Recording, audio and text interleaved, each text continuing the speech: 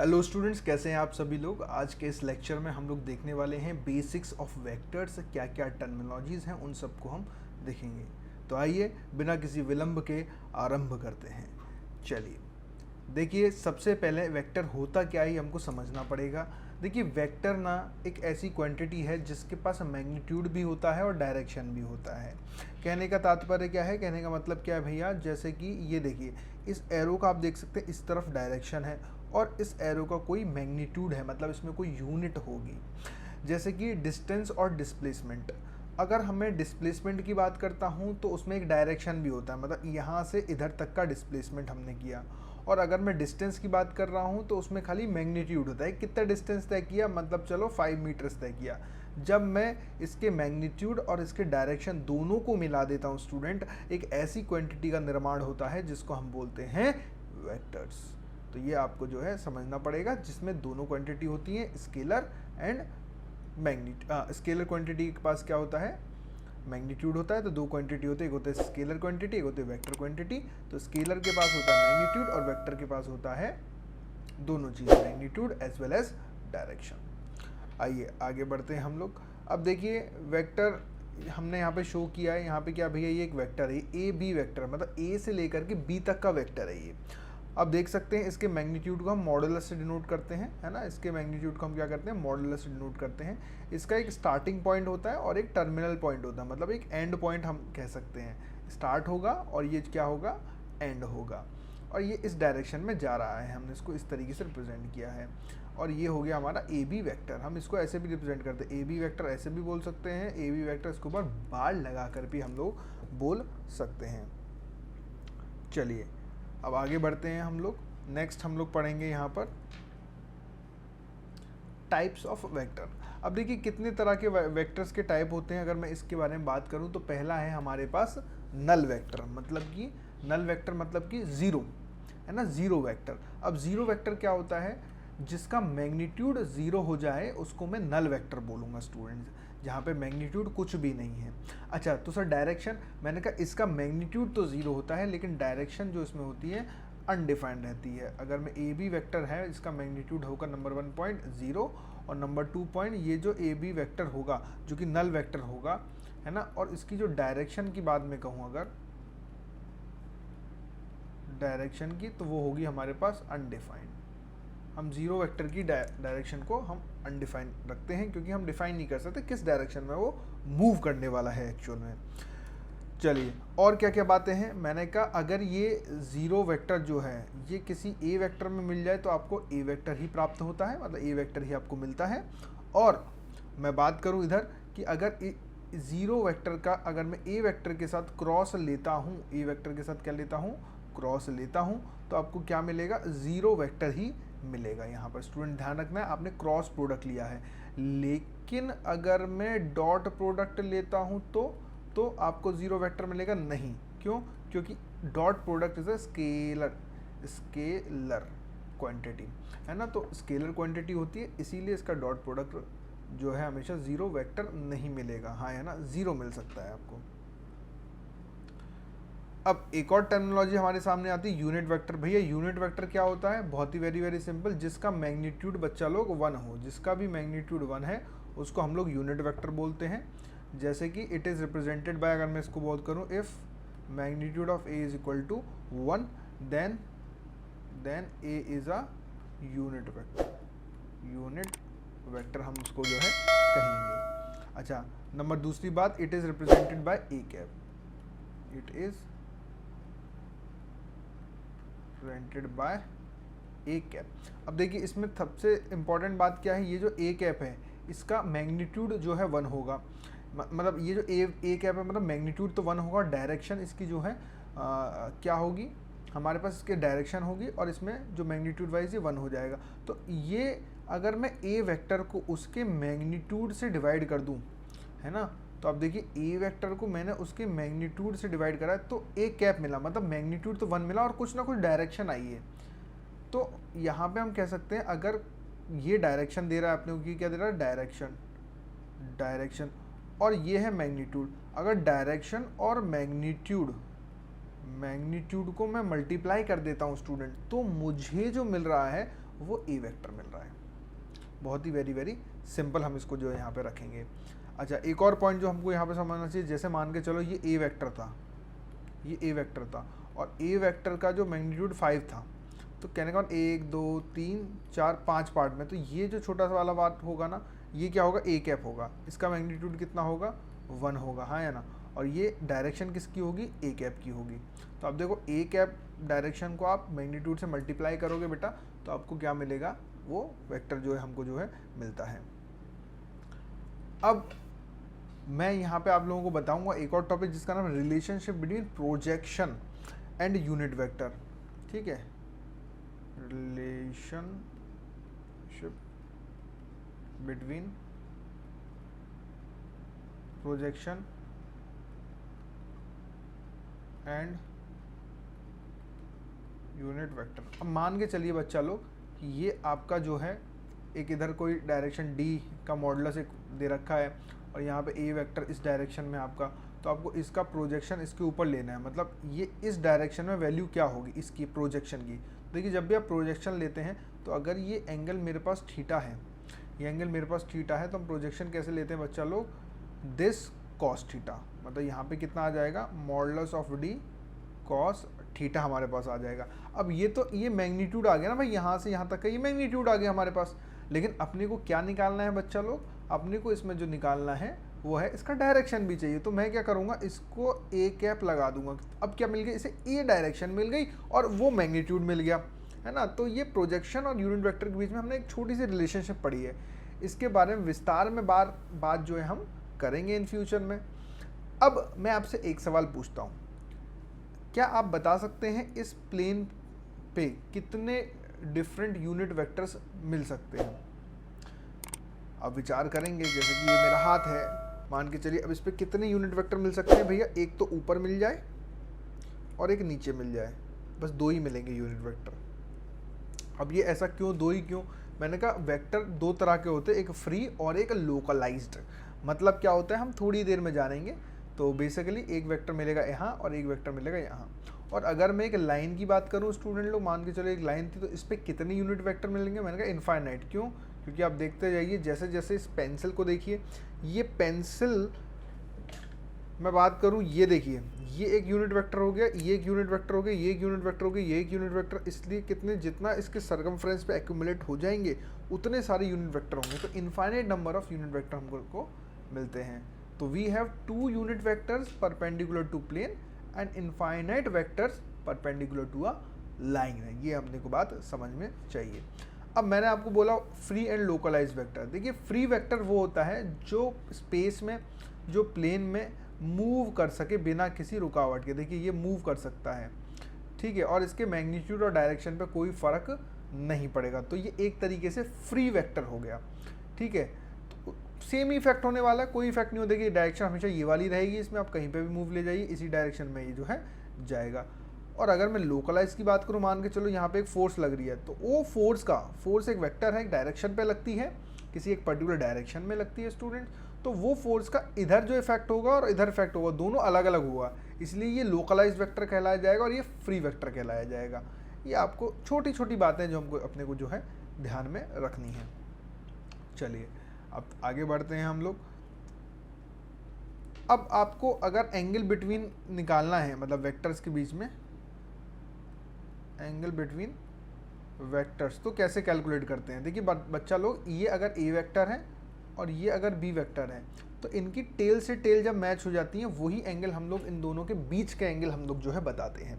ध्यान रखिएगा, जो कौन सा एंगल इनके बीच का होता है, जब टेल से टेल मैच होती है।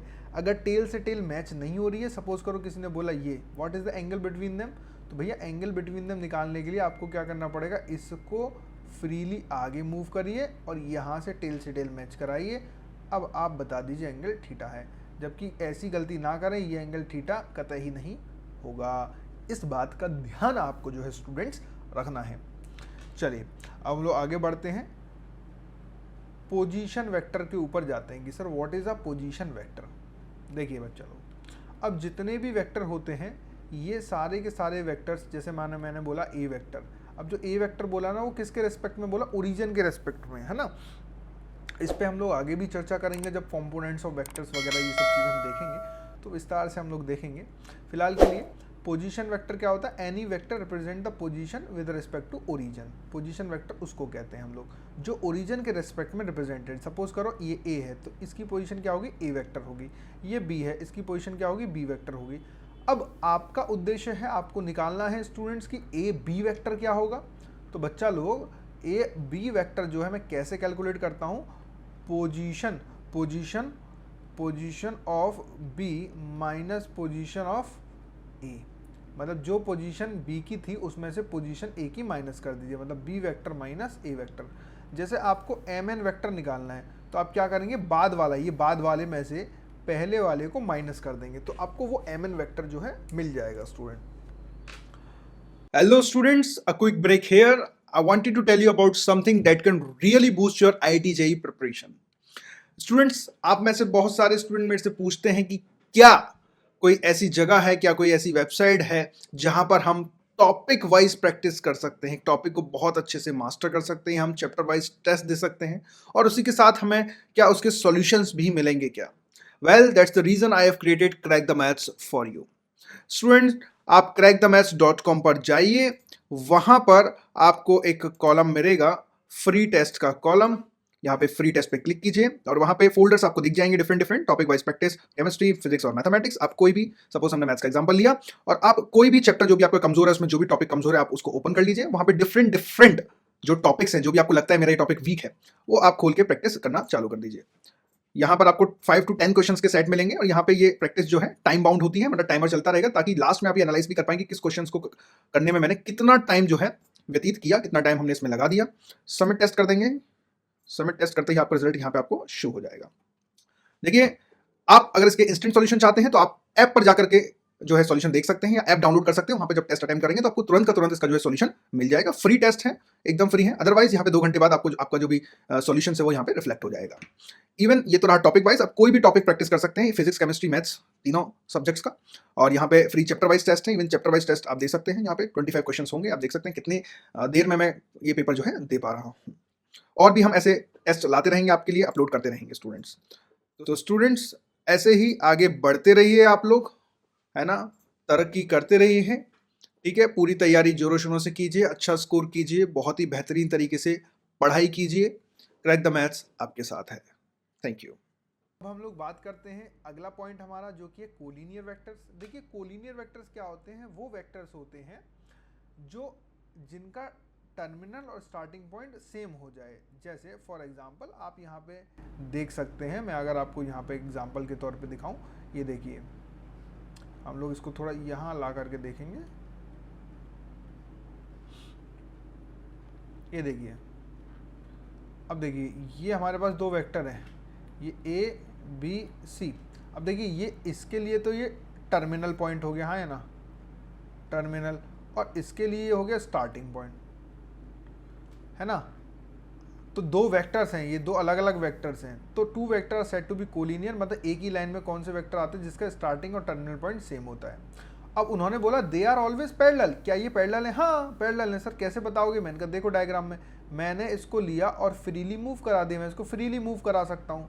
कब तक फ्रीली मूव करा सकता हूँ? जब तक इसका मैग्नीट्यूड डायरेक्शन कोई इफेक्ट नहीं हो रहा है, और ये क्योंकि फ्री वेक्टर है, लोकलाइज नहीं है, इससे किसी पे और पे इफेक्ट कुछ पड़ नहीं रहा है। तो हमने क्या करा, इसको यहाँ से उठाया और यहाँ पे रख दिया। अब आप देख सकते हैं ये दोनों पैरेलल होते हैं।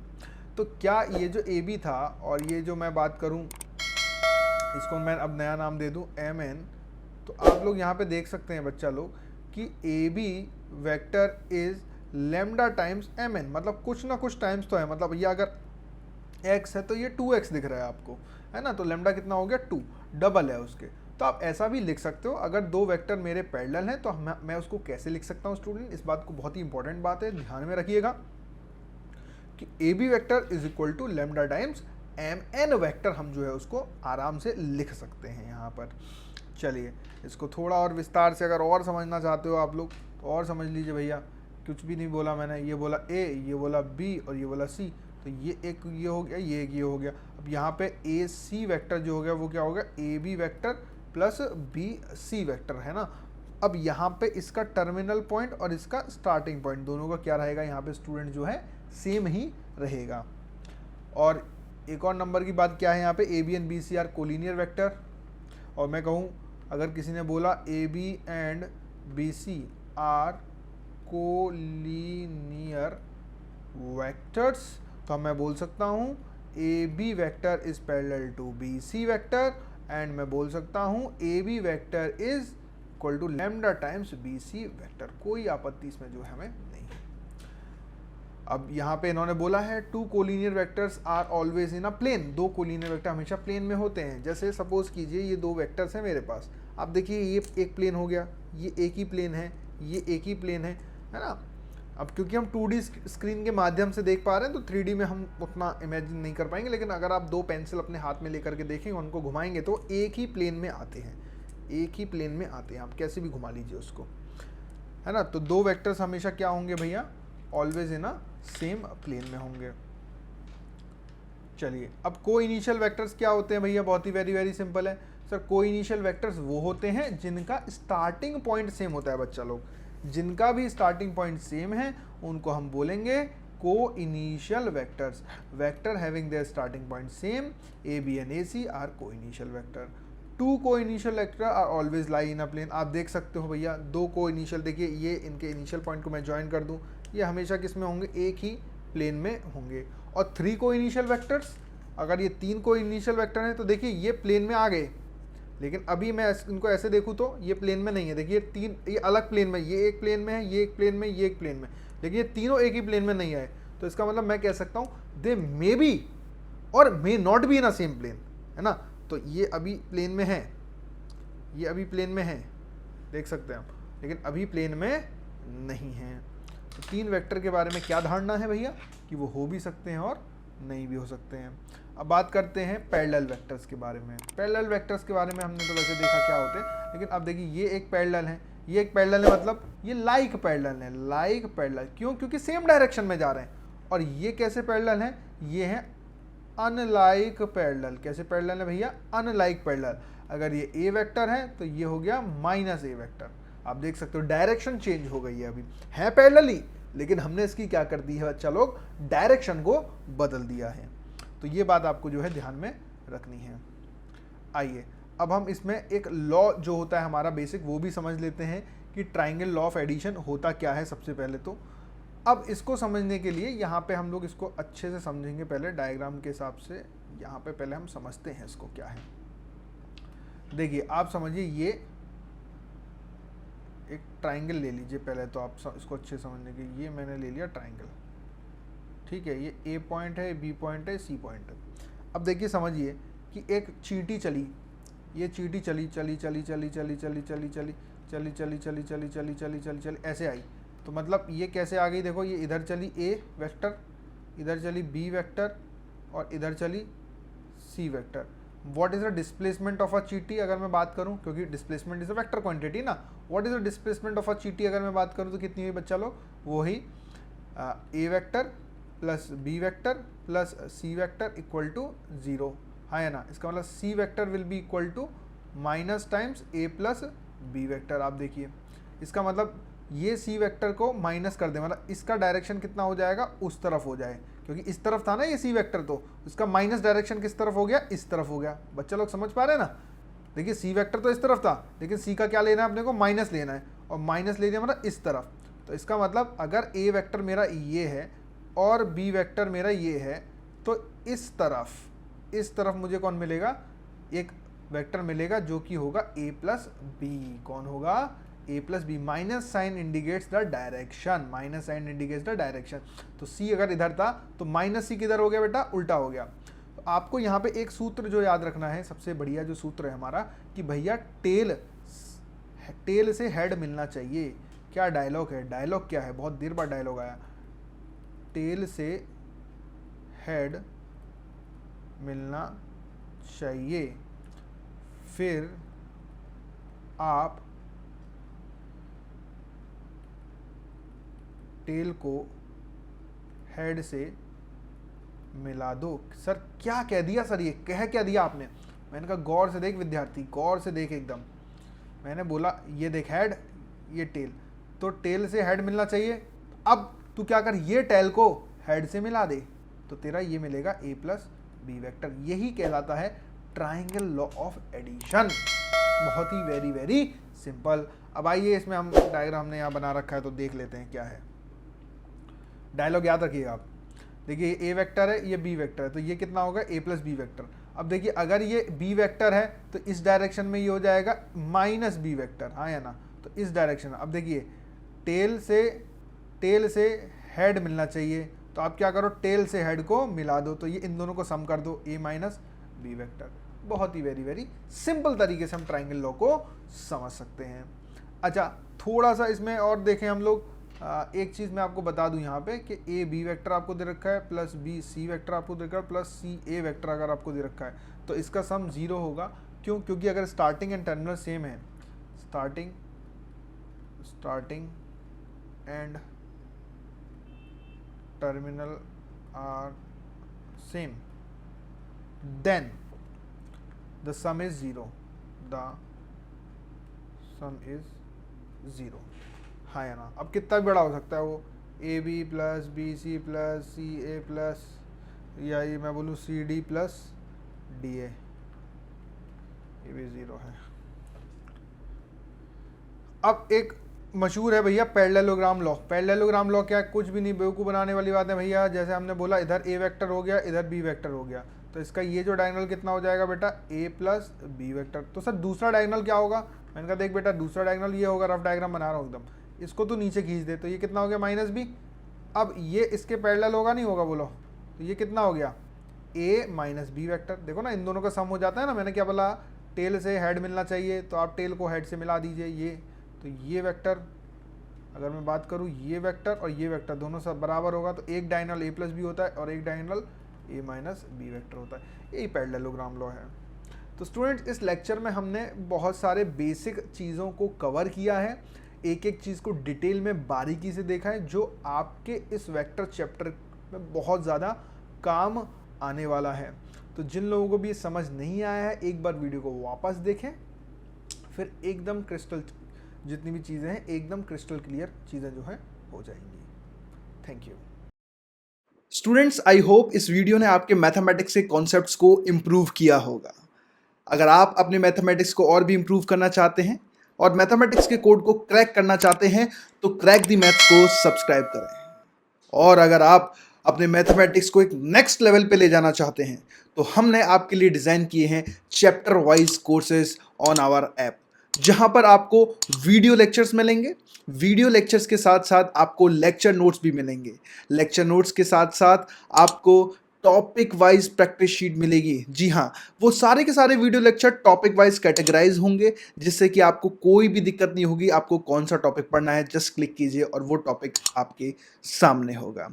ये सारे के सारे टॉपिक IIT JEE एडवांस को ध्यान में रखते हुए बनाए गए हैं। ये मेंस और एडवांस के टॉपिक्स को कवर करते हैं। इसके साथ साथ जब आपकी ये पूरी तैयारी हो जाए तो आप टॉपिक वाइज टेस्ट भी दे सकते हैं। जी बिल्कुल, आपने सही सुना, टॉपिक वाइज टेस्ट जो आपको ओवरऑल प्रिपेयर करेंगे। तो देर किस बात की, अभी डाउनलोड कीजिए crack the maths app. Link is in the description box.